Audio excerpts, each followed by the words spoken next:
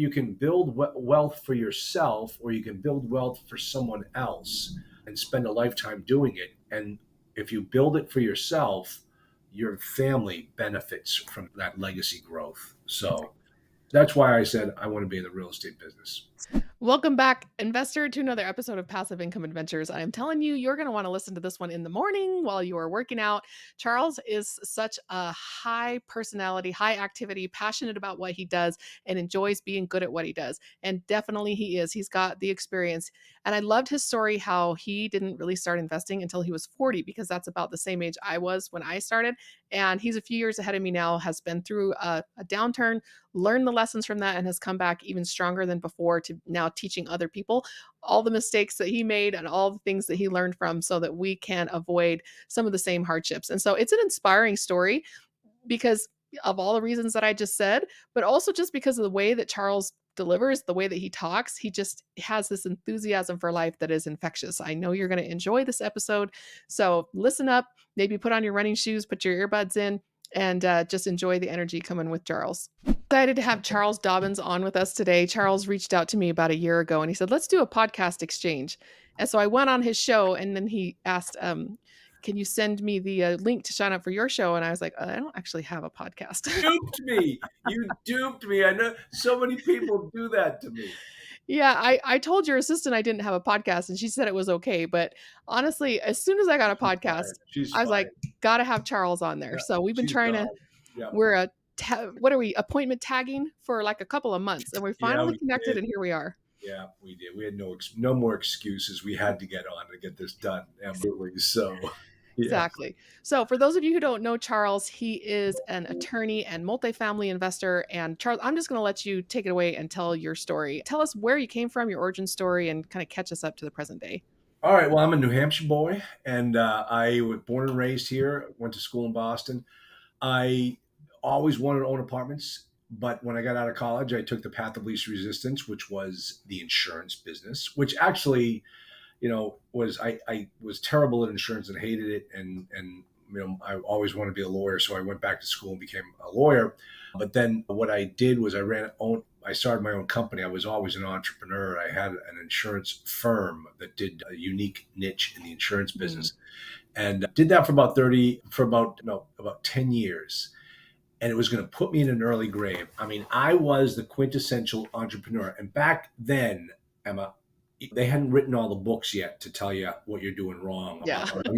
I will go back now. Like if I had read Michael Gerber's what's E-Myth Revisited, if I had read that before I started that company, I never would have started a company. Yeah. Because he identified me as that problem person. Finally, I said to my wife, I said, I can't do this anymore. I'm going to put myself in an early grave. Sometimes the lowest paid employee of mine is making more money than I am, and especially on an hourly basis. Yeah. I said, this is just not what this is cut out to be. She said, well, what do you want to do? I said, I've always wanted to own apartments and build up a portfolio.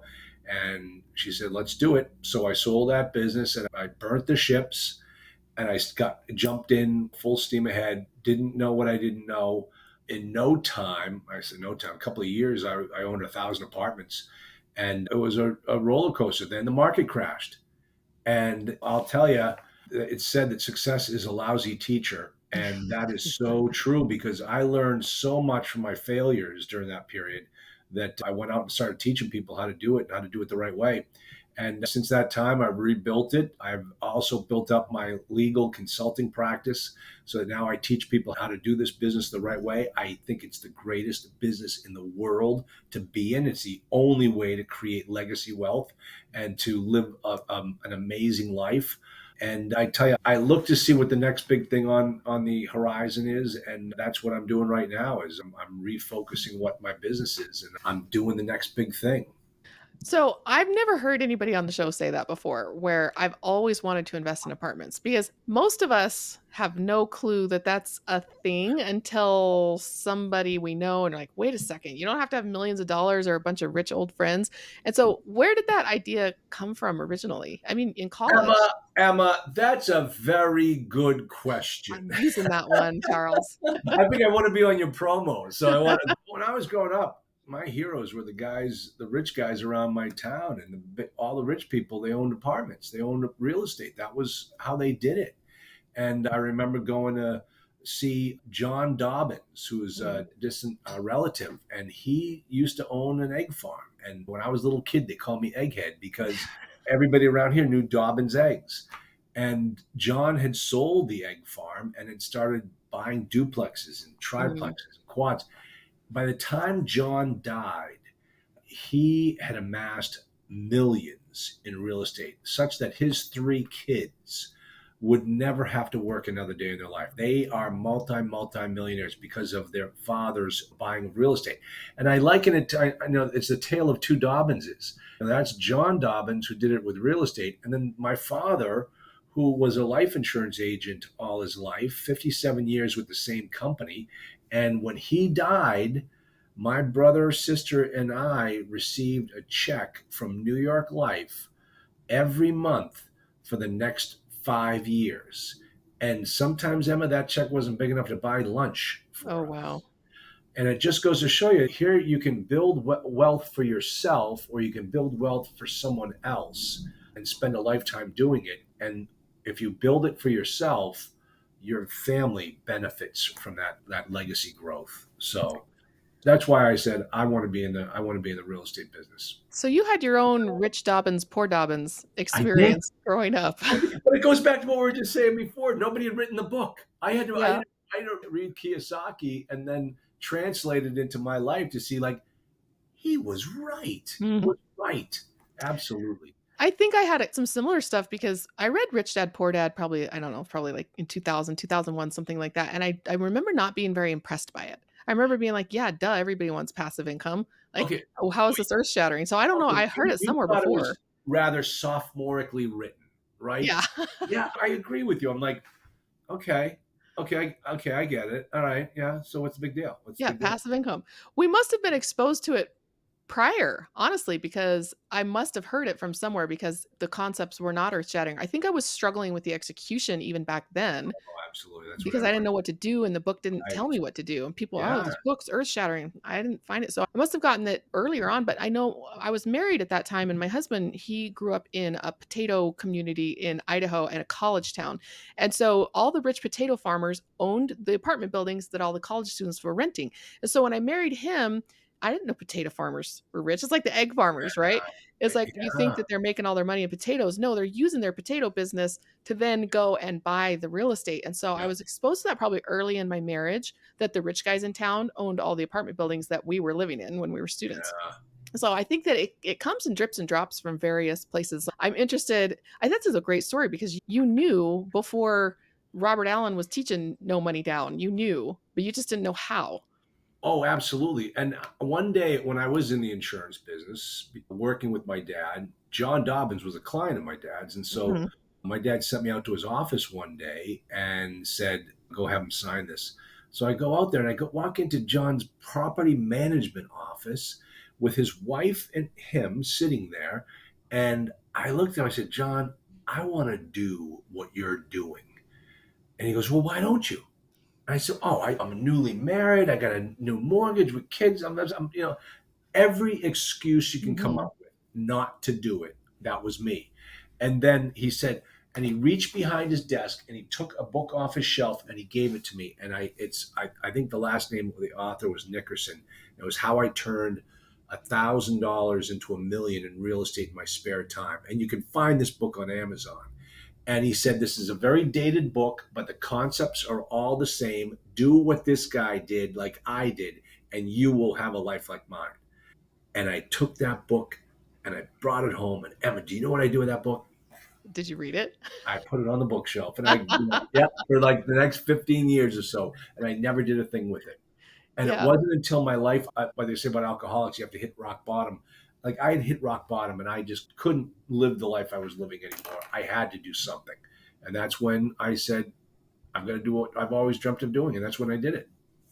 So that rock bottom experience, we're my husband's in the tech industry, and so we have repeated layoffs on his resume. Uh, And everybody would say when he got laid off, this is going to be the best thing that ever happened to you. And I think that there's a value in the rock bottom experience, even though when you're down there, you don't see how that experience can be good for you. But tell us a little bit more about your rock bottom experience where you finally took the book off the shelf or you finally decided that you were going to go for it? Because there's a mindset shift there that I think a lot of us could benefit from if we heard.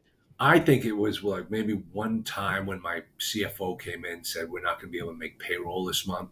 And I had 35 employees. I'm like, I can't keep doing this. And I had been killing myself for, I think, 9 years, 7 days a week. And just, I was miserable. I was absolutely a miserable person. And I just couldn't, I thought to myself, I had just turned 40. I thought, I've got another 25 years of this?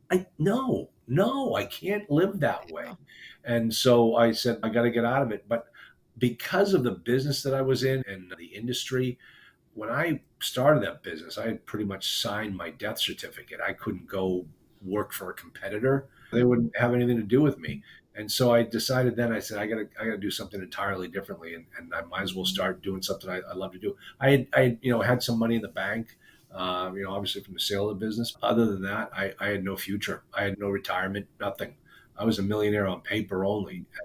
And the thing is, like you read in so many of these entrepreneurial books, that this is exactly how a lot of these entrepreneurs are.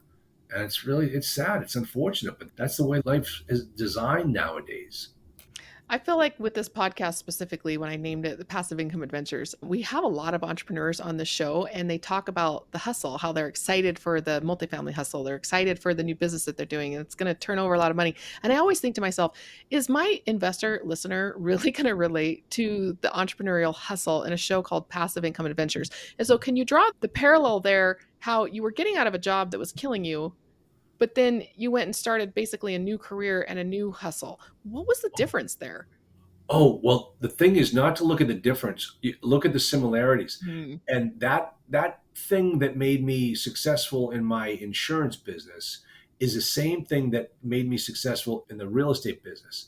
And it took me a little while. I didn't realize it at the time. It took me a mhm, few years. And working with new students and teaching them how to do this business, it helped me to understand that 90% of the multifamily real estate business is exactly the same as the insurance business, and it's sales and marketing.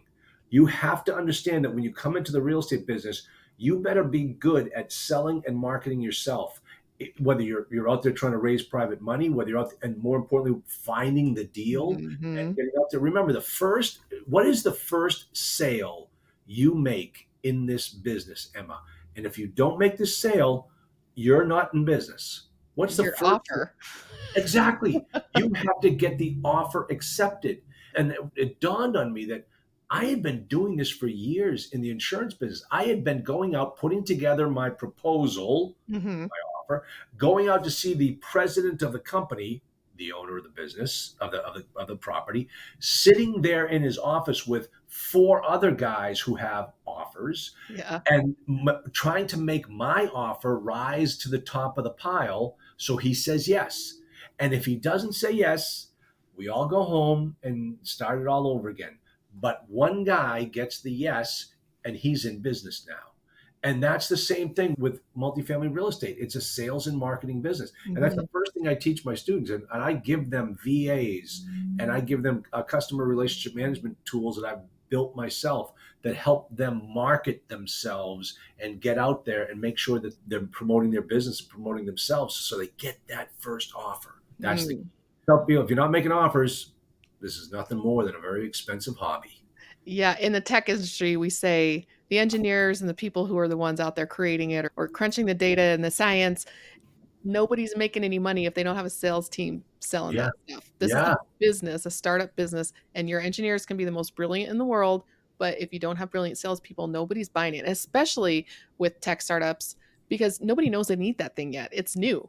And so Yeah. with multifamily real estate, one thing I really like about it is that it's not new. I don't have to convince anybody that this is it's there's no blue ocean out there. I'm swimming around in a very red ocean, but Yeah. I feel like there's a lot of competition and there's a lot of people just doing the same thing the same way, right? And so standing out from that is more challenging, but the business itself is just you just keep executing the same business. Buy a building, fix it up. Buy a building, fix it up.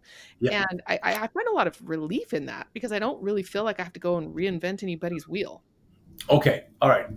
Here's where you and I differ. Or maybe the first, but here's my point is, I always love the differ part. It's always okay, fair to yeah, me. like I got one of my clients just sent me the greatest compliment. He says you are a business disruptor, and and I love that term. And here's the thing: is like you said, it's buy the property, fix it up. Buy the property, fix it. That's what everybody does. Everybody wants value add. Everybody wants to buy a C in a B area. Yeah, Everybody does the that. unicorn. All this exactly all the same stuff. And the thing is that you go and everybody gets a 9% preferred return. Oh, everybody's return. Well, I got to give a 9% preferred return. They all look the same.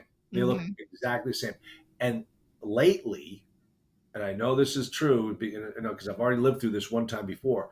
Because of what's going on with the market, with the economy, deals are drying up, Hmm. and it's getting harder and harder to find deals.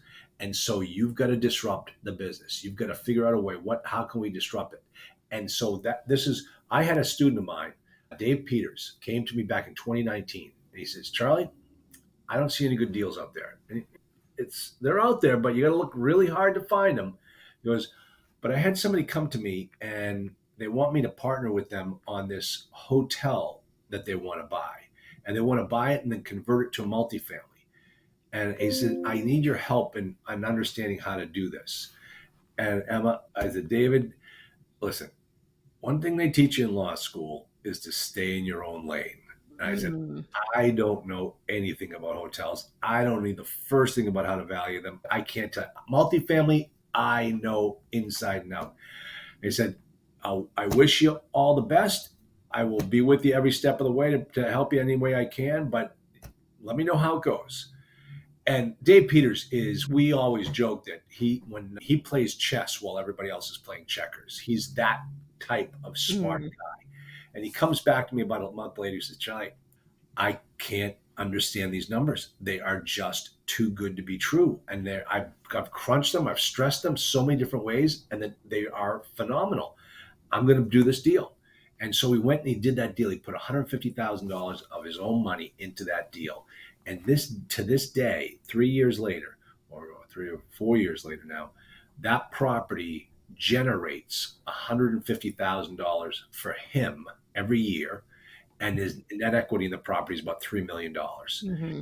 And he's since purchased five more hotels. I've invested in three of those five hotels, and I get it now. And so Yeah. we are. And the thing is that the multifamily deals are dried up. I've opened up my H2A incubator where my students, we do 25-person cohorts. We all come together. We all work together towards finding deals. And I've got all the tech systems in place because I went out and I spent the money on development teams to put together the systems to be able to track these deals. I rolled it out a month ago. We have our first deal under contract already. We've got so many other deals that we're working on right now that everybody has to pitch in because there's just too much to go around. Because you think about it, over the last year, I think Ken McElroy had a statistic up just the other day that multifamily valuations have eroded 46% over the last year since the peak. And he showed that hotels have only dropped 1% loss of value. And you know why? Because they lost their value during COVID. Oh, they Rock already did the tumble. They already did the tumble. They're already at the bottom. Now's the time to buy these things. Hmm. And at the same time, the demand for affordable housing is so strong that people need this housing. You look for the suite hotels, you look for that type that are very easy to convert, and their studios are one bedrooms. And of course, when we're learning multifamily, we're taught studios are bad. Studios are bad. Like they Depends on where they are. oh no, I'm not. This is what they're taught. They're telling us. Yeah. But and I'm telling you right now, studios are good because the affordability index for rentals is so high Hmm. that it's priced out a whole population of people that can't afford these new apartments, and they need a place to live. And what we're doing is we're creating affordable housing without any government assistance. Yes. And so, yeah, gets me up every morning now. And the activity, it is so fun to be back. I just today, three deals I sent over to David, and I said, what students have sent to us, I said, we got to book an appointment with these students. We got to talk about making this deal happen because this one's a good one. And this one's a good one. This one stinks. This one's a good one. I've never had that type of excitement in the multifamily side or speed of deal flow. It's cool. It's cool. I think it's even more of an extreme makeover type of approach because you're starting with like a value add apartment building, you're just turning it into a nicer apartment building. But there's something really gratifying about seeing a hotel become something completely different and especially serving a demographic. Like people are getting married at lower rates and they're having so Exactly. Exactly. yes. The one head single head of household have grown. It's the Mhm. fastest growing size of our population. It's unbelievable. But you talk about the makeover, but the big makeover, and this is where those numbers that I told you about David on his first deal, here's Mhm. why those numbers are huge. When you buy the cap rate, as Alex Cartwright, who's a professor that we work with, as he described, the cap rate is a measure of the volatility of the income. If the income is incredibly volatile, it'll have a higher cap rate. Mhm. Income is more stable, it has a lower cap rate. A hotel has incredibly volatile income. You have to make a sale every single night, Yeah. or you're not in business. And it parts of the week fluctuate in income. You look at a multifamily. A multifamily is a very stable income. The people come home every single night. They'll sign a contract with you to pay you for the next 12 months. That is a stable income. So the cap rate's much smaller. So you talk about converting a C class property to an A. I'm talking about converting one real estate class to another real estate class where you go from a 16 cap you buy it for and you convert it to a 7 cap. Who cares what the interest rates are doing? If you look to see that type of a spread and the cap rate arbitrage game, who cares what the interest rates or what the market is doing? You can't help but make a lot of money. So that's a cool thing. Okay, so I have so many questions on what you said. And I want to start at the beginning. So the first thing I want to ask is when you said you're looking at a deal, this one's good, this one's good, that one's bad, that one's bad.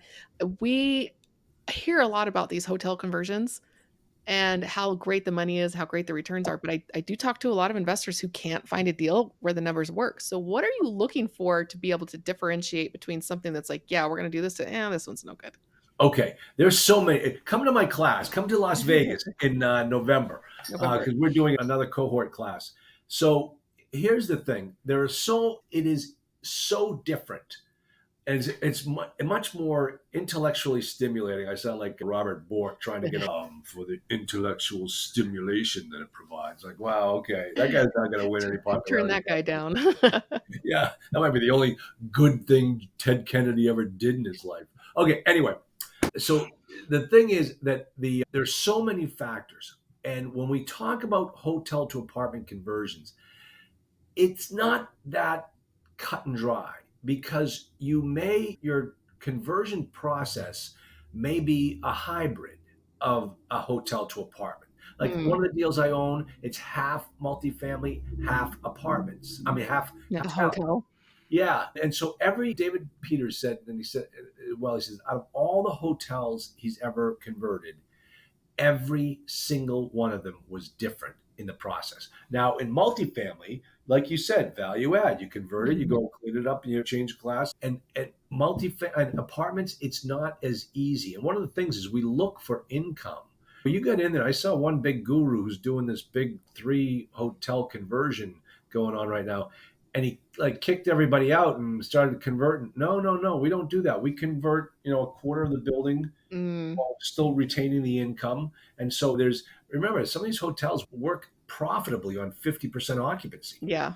So, like, we can still fill those 50% of the rooms while we're converting a quarter of them. Okay. So, we keep the money coming in so we don't have a really bad burn rate.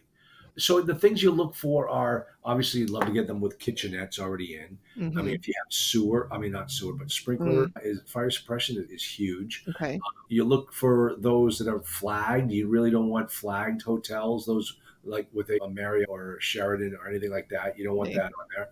You want to understand what the market is in that particular place. Can it handle 150 new studios coming on board?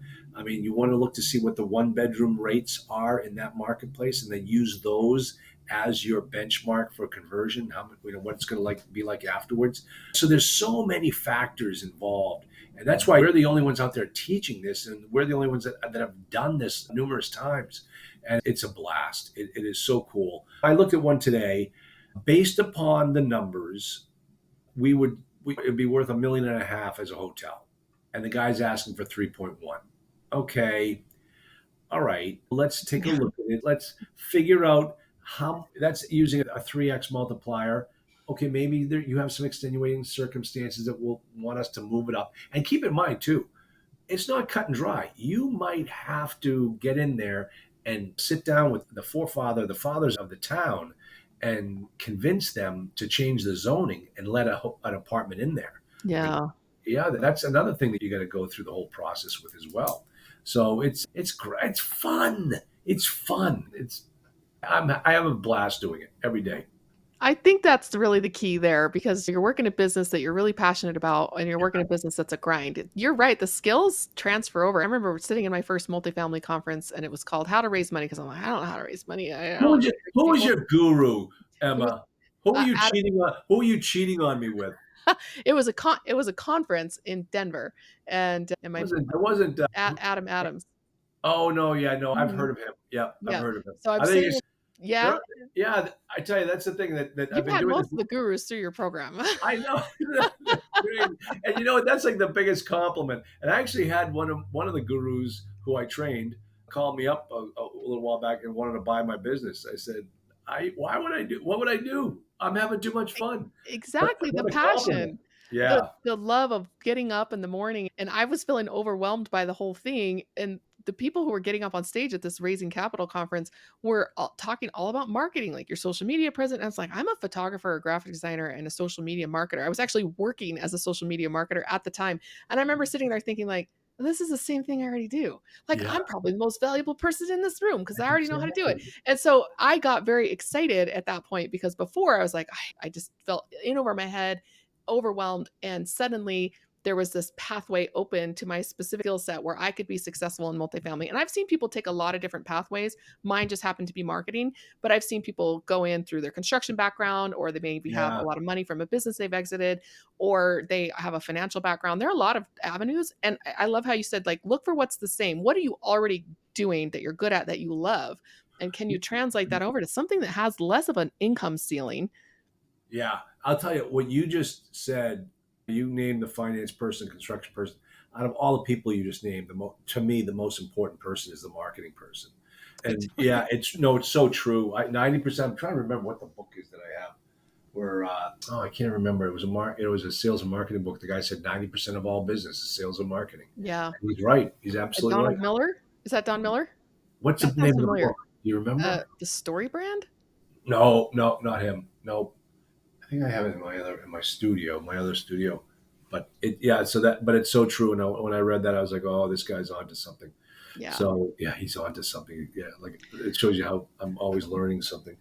So That's the fun part of what we do, is always learning. yeah, It's the fun part of hosting a podcast. I learn something new from every guest, even if I've already talked to them and even if I've already consumed a lot of their content. Always something new. So networking is working. So let me ask you about how you deal with the problem that we faced with a supposed hotel conversion. We bought an apartment building.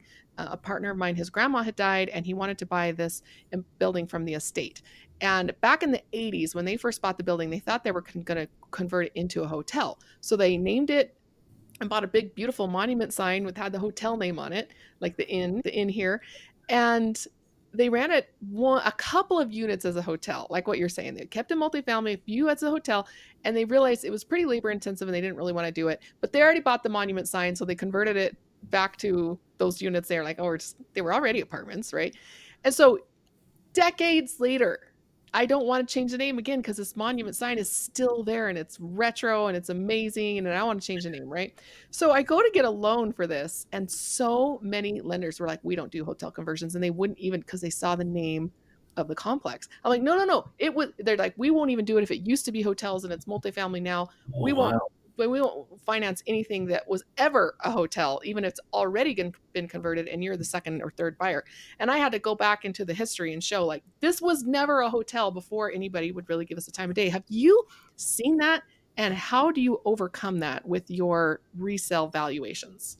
Okay, so that is an issue, but the thing is, you have to deal strictly with a hotel lender, Okay. someone that understands it, and that's one of the issues when you're dealing with the conversion because you walk in. Now, remember, you're doing it the opposite way, Yeah. but when we walk in there and we say, "Hey, we want to buy this hotel, and here's the income for it. Oh, and by the way, our business plan is to get rid of all of that income that we're going to be using to pay you, and then convert it to a different form of income."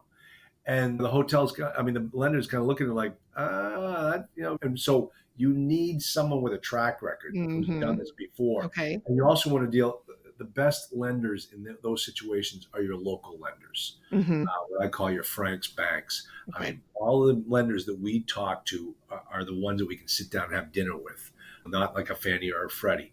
So an SBA, the SBA is going to be a tough one too. An SBA is going to be a tough one because of their restrictions on when we go to convert. So that's people buy hotels using the SBA loans. You don't convert the hotels using the SBA loans. So that's another problem. So there are all these things that are very nuanced, and you have to understand the market when you get into them. And that particularly, how many units was that property? How big was that I property? think it all starts to run together in your head. It was a small one, like 26 or 8 units. Oh yeah, yeah. You're talking to Yeah, Frank. the smallness of it was a problem, Yeah, but I felt like the hotel supposed hotel history was a bigger problem than even the size. yeah. But the problem is that the hotel, the fact that it's a multifamily makes it more valuable than a hotel. That's exactly, but You I think know? they thought since it was purpose built to be a hotel, and I'm like, no, it was purpose built to multifamily. They did a test run, which I mean, we were looking at an apartment building when we very first started. We ended up not buying it because we didn't know what we were doing, right? But our business plan was to convert the bottom floor to a hotel or like Airbnb, right? And so we were going to have some furnished units because it was a tourist area. But we didn't want to rely on tourism too much. So we Right. were going to convert just a portion of it and run it as an Airbnb. And that was what a bunch of the local property managers were doing. It was just a normal business model in that area. And our lender was like, I don't want to hear one word about About the Airbnb. Airbnb. Yeah, yeah, It's a absolutely. multifamily. Just that's all I want to hear. What you do with it afterwards. You Um, know what? We have a situation where we call it proxy apartments, mm, and it's more of a long term stay versus your traveling nurses, your construction workers. They're there for a month to midterms. 6 months. Yeah, Okay. that's one of the ways of doing it. One of the properties we have is it has a certificate of occupancy as a hotel, and we don't have a certificate of occupancy to run it as an apartment, but we have an understanding with the town that we can have no 12-month leases, but we can have people living there like it's an apartment, but we have to keep at least 3 units available as a hotel. It's about a 150 unit hotel, but they want to be able to say that that's a hotel. It's just a game. And it's like, okay, sure, we can do that, not a problem. And so, yeah, if you go on Airbnb or one of the reservation sites, you'll see this hotel on there, but it's really filled with Yeah. yeah, Yeah. yeah, It's a lot of nuances. I think somebody like you who's learned how to do it and it's offering a course and students to teach them because when you started out, you're like, I don't know, this is different enough from what I'm doing. And somebody figuring it out and you jumping on and becoming an expert and now sharing that, paying that forward to your students. So before we jump into the section on where you're going from here, can you tell people a little bit about the course that you offer? yeah. So the name is a hotel to apartment incubator. It's the coolest program. It's like anti syndication. What happens is David and I are the base of the model, and we bring on 25 investors at a time. We'll open it up. We've already filled one cohort. We're going to set up another one where all the 25 people all work together, and they work with us, and they're out there looking for deals. And each one of them becomes a partner with everybody else. Hmm. We do joint venture partnerships and not syndication. So that way, everybody has an equal say. Everybody's learning how to do it, and this is going to tie right into my future. Our objective here is to convert 100,000 hotel units into apartments. I just see how you do that. I just saw the future pass before. Distracted you. It's like, how did she do that? Oh yeah, we're on StreamYard. StreamYard. So our objective is to convert 100,000 hotel units into apartments to make affordable housing. We're not talking about workforce housing. We're not talking about Section 8. We're talking about those people that they work at your McDonald's. They're the manager, but they can't afford these new million apartment units that are Yep. coming online in the next year. That the market hasn't been addressed for those people, and they're not going to go get in line for a Section 8 voucher. So those people need these apartments, and we can do it. We can fix it for them, and we can, Mhm. as we say, we're doing well by doing good, and that's our objective. And that's what fires me up every day.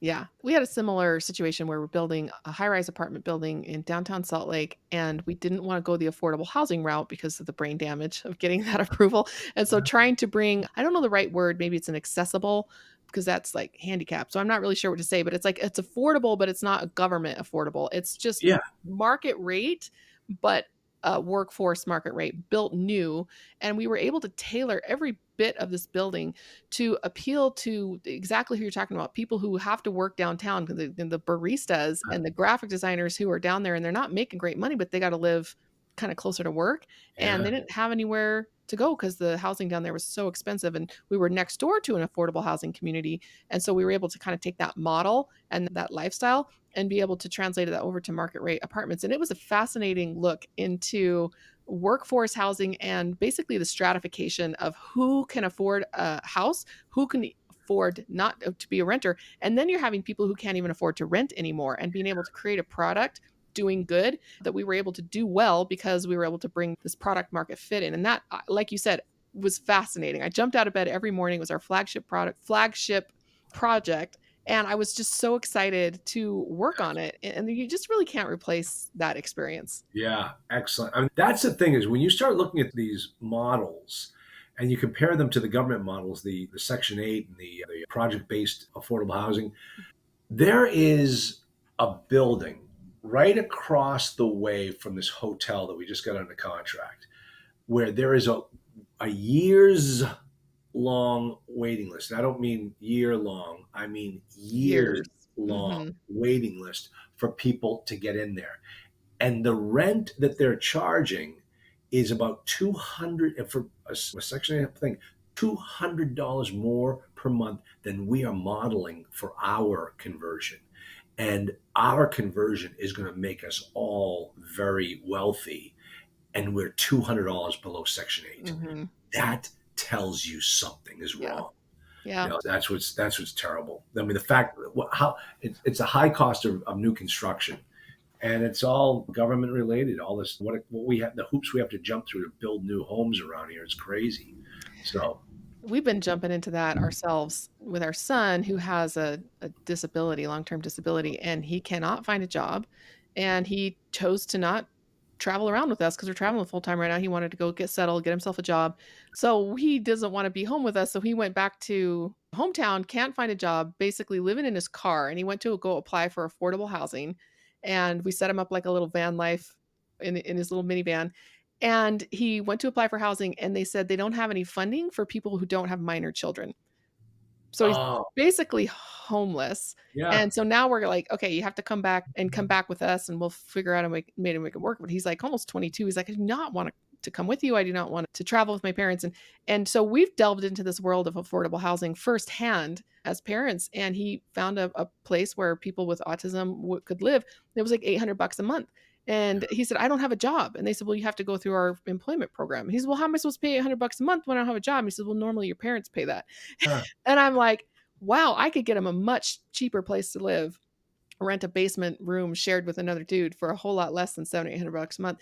And that his funding is drying up for vocational rehabilitation and all this. And I think I am so glad that we were able to bring a product online that could beat affordable housing price point and amenities. And it just was such a good feeling. I wish I could do something to help my son, but he's learning a lot by trying to do this on his own. But it's kind of a crazy world of regulations and yeah, rules and things that are kind of skewing market forces, and it helps a lot of people. We've had plenty of Section 8 housing, and we have plenty of people in our apartments who are on housing vouchers in our market rate apartments. But at the same time, seeing it from the inside like this, like it is a world to cross that chasm for somebody like him to even get his paperwork filled out is a nightmare because he doesn't have that capability. So I think that having some sort of access to market rate affordable housing for him would be a better situation because he can't keep up with all the bureaucracy.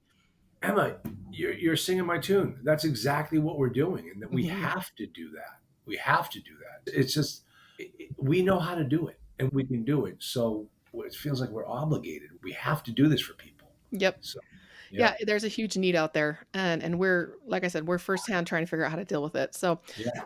all right, Charlie Dobbins, tell me what you want to accomplish that you have not accomplished yet that's not business related. Oh my God. Well, I tell you, I'm going to go live somewhere. I'm like, you're on the road.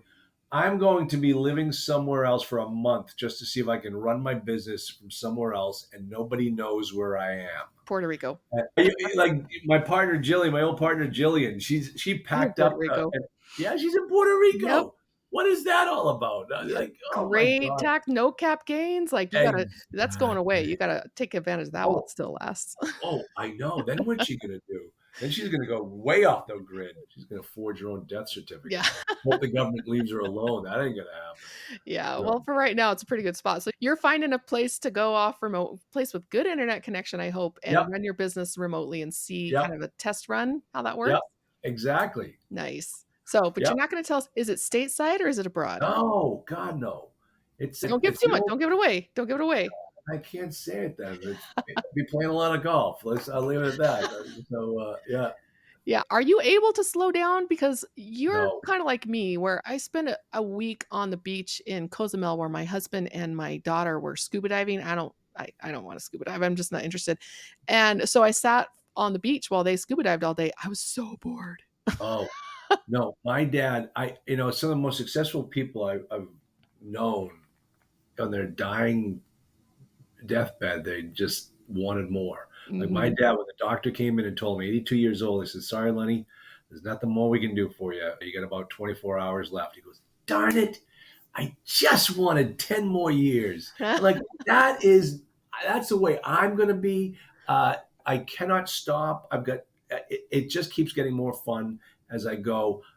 So no, this is retirement.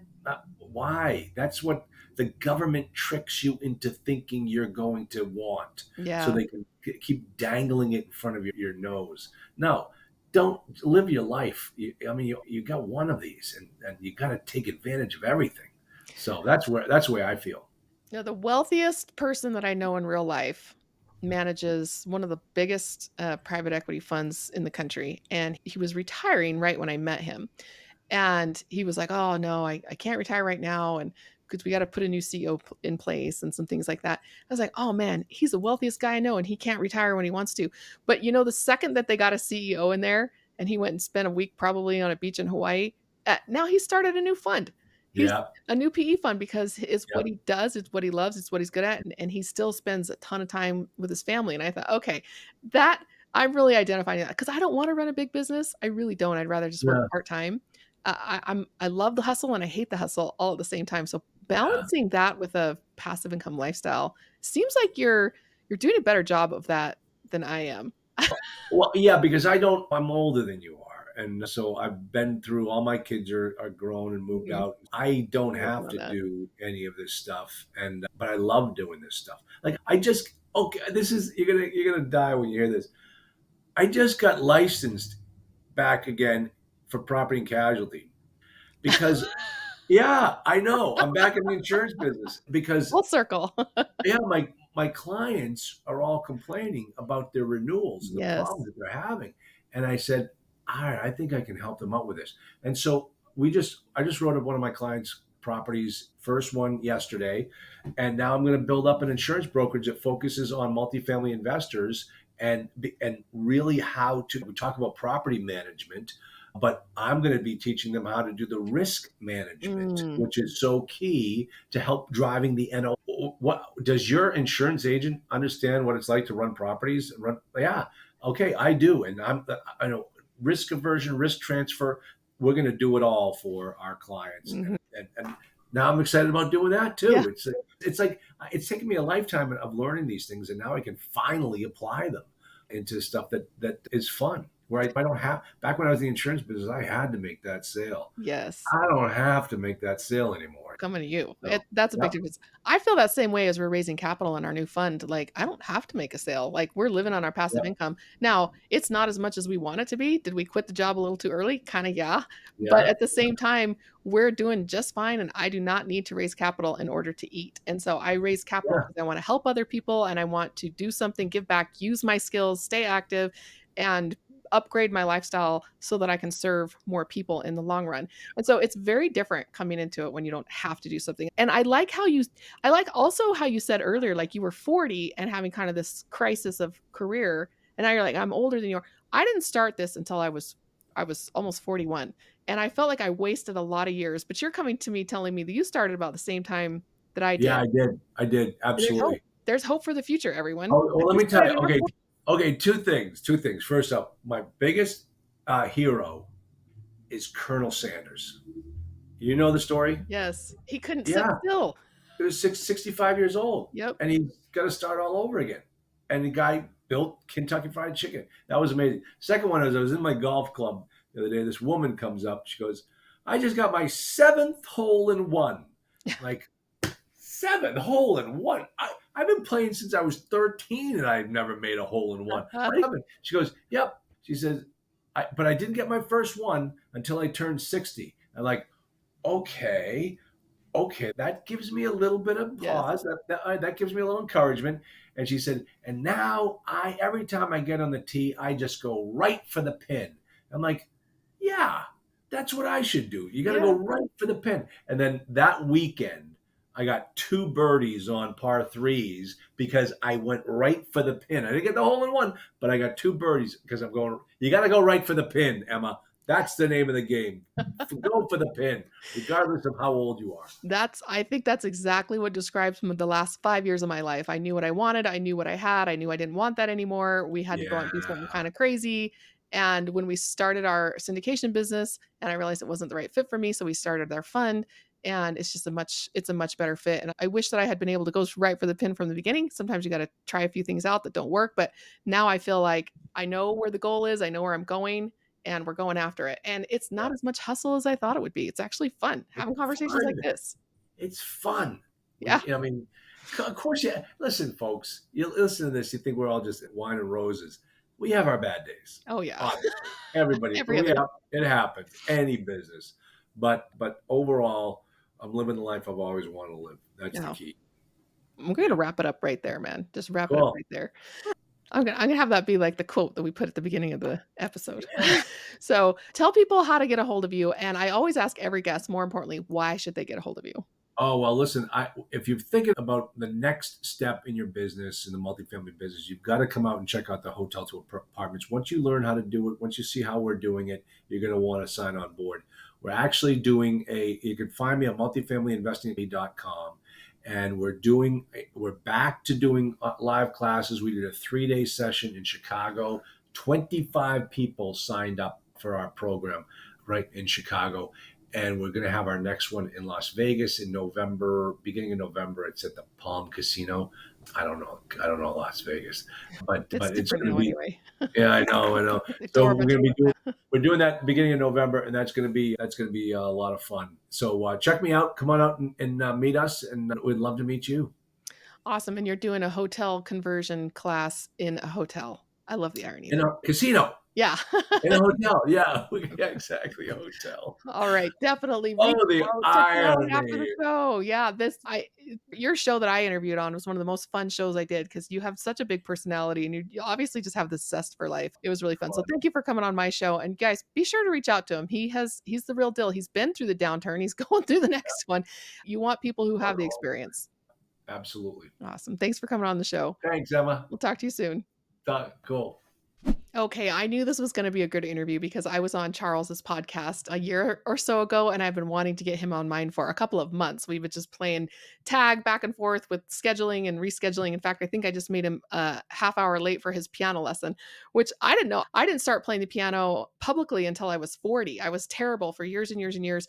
And he started playing the piano later in life, and he showed me his piano and his music and all that. And I think that's just another thing that we didn't record, but it's just infectious because you can start doing something at any age. At any age. I think they asked me to start playing the piano for the children's choir at church when I was 39 years old, and I didn't know what I was doing. And then within the year, I was playing the organ for the congregation. And I feel like that has given me a sense of confidence from even incompetence. I feel competent enough to help, but even though I'm not that great at it, and it's given me the confidence that I need to go on and take on other projects and know that I will figure it out. And I'm not the kind of person who loves to learn from failure because I feel like, especially when we're dealing with investor capital, I don't want to go out there and fail with investor capital on the line. But I definitely believe in putting everything you have into something and believing that you can accomplish something. And that's really what drives me in this passive income adventure here. And I know that you have experiences like that. You have things that you've done where you thought that it was the wrong time or that you'd missed your opportunity. But Charles and I are here to just tell you, like, you haven't missed your opportunity. Sometimes the best years of life come later on because we have so much more freedom to do what we want and not so worried about what other people are thinking. So I hope you enjoyed that show. Definitely reach out to Charles afterwards. Like I always say, it's about the network and we get things done because of who we know, not what we know. And so I learned the piano because I sat next to the lady who was playing it before me and basically copied her, shadowed her for a couple of weeks, and she got me through it. And is still a great source of advice to me today. And every time I have a music question, I call her up and she kind of talks me down off of the imposter syndrome ledge. So it's the people that we have in our lives that can really help us to level up. And we want to be a part of your life. We want you to be in our network. So be sure to check us out at risecapitalinvestments.co. If you are an accredited investor looking to invest completely hands off, that is where you want to go. If you are either unaccredited or you're accredited and you just want to be a little bit more hands on, we have riseclubcapital.com where we get together once a week. We look at deals and we basically form joint ventures with a tribe, and we are able to take that pool of money either through the fund or through the club and go negotiate with the operator for better deals. And so what we do is we find the best deals with the best operators and we bring them out to you, and you're able to do your own due diligence on them. It's highly educational whether you go through the fund or the club, basically learning to get your way to your own passive income adventure. So I can't wait to hear all about it, and I will see you on the next one.